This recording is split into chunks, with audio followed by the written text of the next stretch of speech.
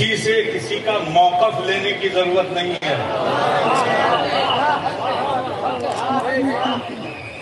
جب ہم اپنے بزرگوں کے اقوال میں اور زندگی میں نہیں پائیں گے تب دوسروں کی کتاب کھولیں گے. لیکن جب ہمارے بزرگوں کے خود اقوال موجود ہیں تو ہمیں کسی کتاب کو دیکھنے کی ضرورت نہیں ہے.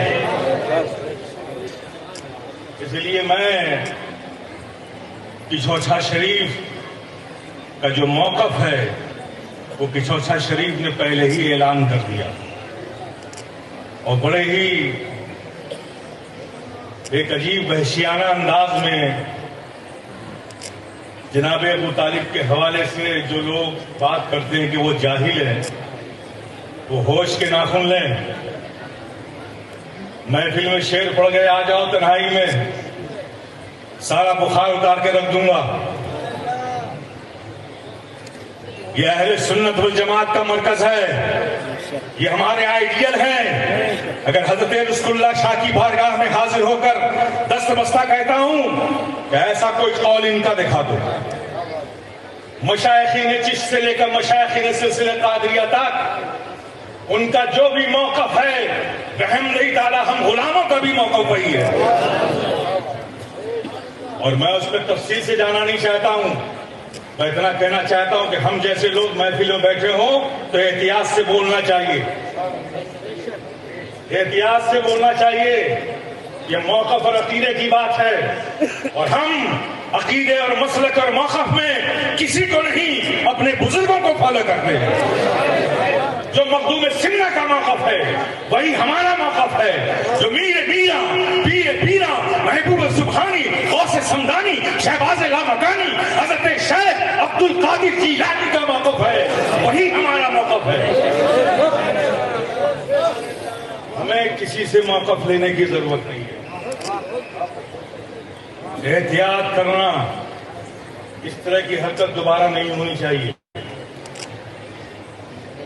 میں بہت ہی واضح لفظوں میں کہتا ہوں, موقف اور مسلک کے خلاف یہ فقیر شفیع گدائے جیلانی بات نہیں سن سکتا. اس لیے احتیاط کیجئے. بزرگوں کی بارگاہ ہے, بزرگوں کی بارگاہ میں خراج عقیدت پیش کیجئے.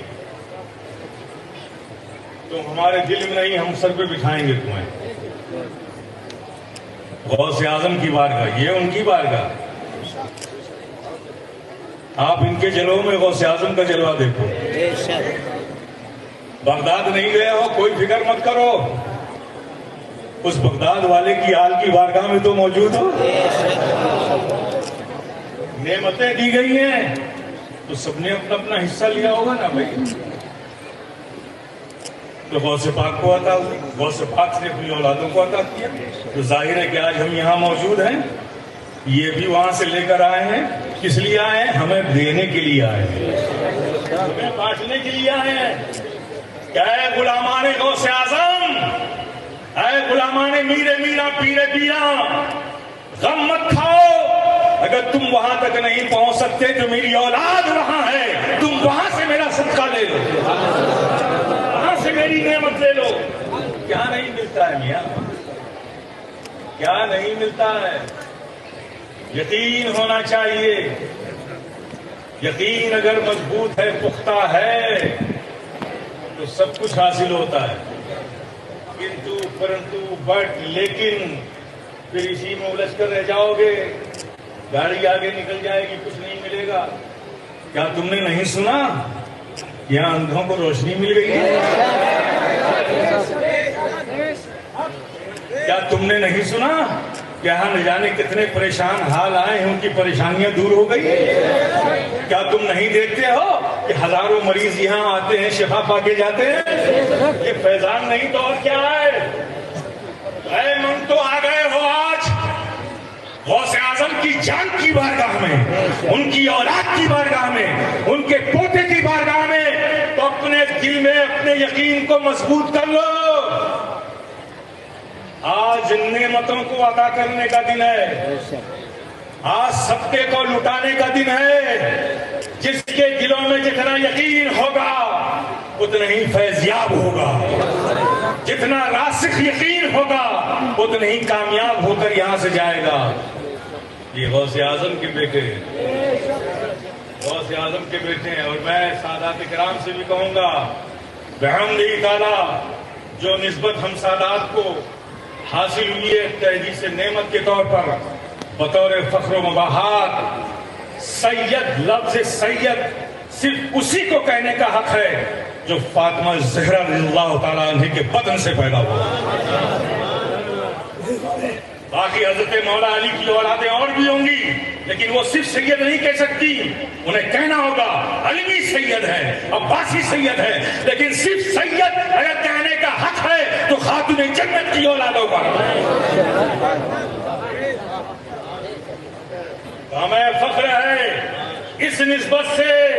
خاتون جنت کے بطن سے جو اولادیں پیدا ہوں گی، نبی نے ان کی اولادوں کو اپنی اولاد کہا ہے، تو ہمیں اس بات پر فخر ہے کہ ہم سب آل نبی ہیں اور غلام نبی ہیں۔ آل نبی بھی ہے، یہ رب کا فضل ہے، اور غلام نبی ہیں، یہ ہماری قسمت کی بات ہے۔ تو بحمدہ تعالیٰ ہمیں اس نسبت پر فخر کرنا چاہیے، اس نسبت پر فخر کرنا چاہیے۔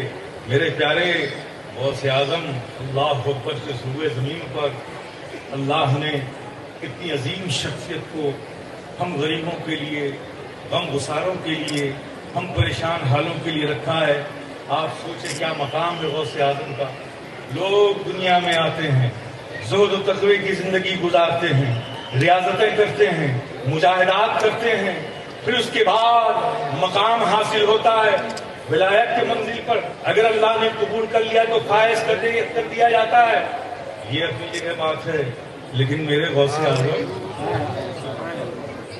29 شعبان کو پیدا ہوتے ہیں، چاند رات کو، چاند نکل گیا، صبح روزہ ہے، پیدا ہوئے، سحری کا وقت ختم ہوا، ماں نے دودھ پلانا چاہا،